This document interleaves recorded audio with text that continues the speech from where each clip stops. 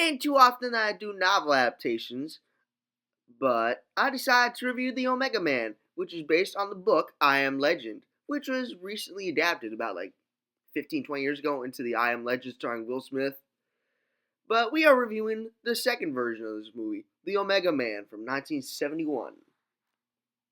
In 1977, 2 years after a massive biological warfare that wiped out most of the human race, scientist Robert Neville, played by Charlton Heston, is just driving around Los Angeles, just trying to survive. And apparently, the warfare also allowed a lot of litter onto the streets. But it's a mostly abandoned city, so what can you expect? And he's out there trying to survive from the family, led by Jonathan Matthias, played by Anthony Zerbe, who apparently the family also hates science and are trying to burn every last remnant of such.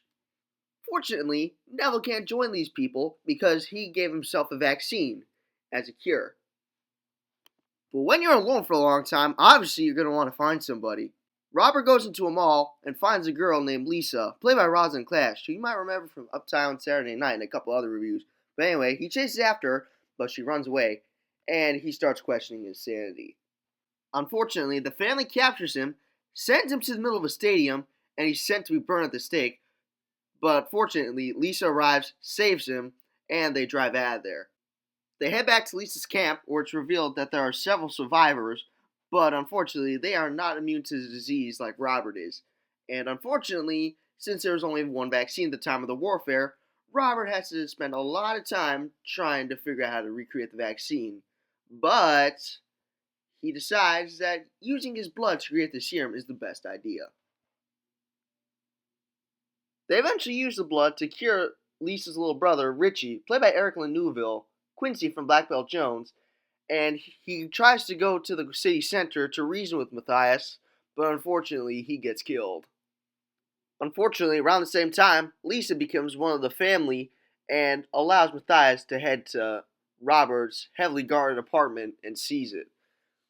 They start destroying stuff and set the apartment on fire, and when Lisa gets taken outside by Robert, he tries to shoot Matthias, but he gets fatally impaled with a spear.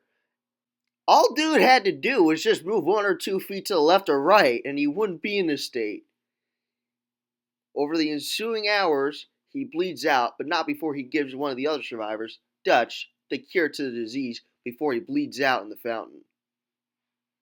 And not the arms, it's like Jesus Christ saving humanity. Overall, everything's just like great with this movie. Overall, I'm giving this one an 8.5 out of 10. It is one hell of a ride.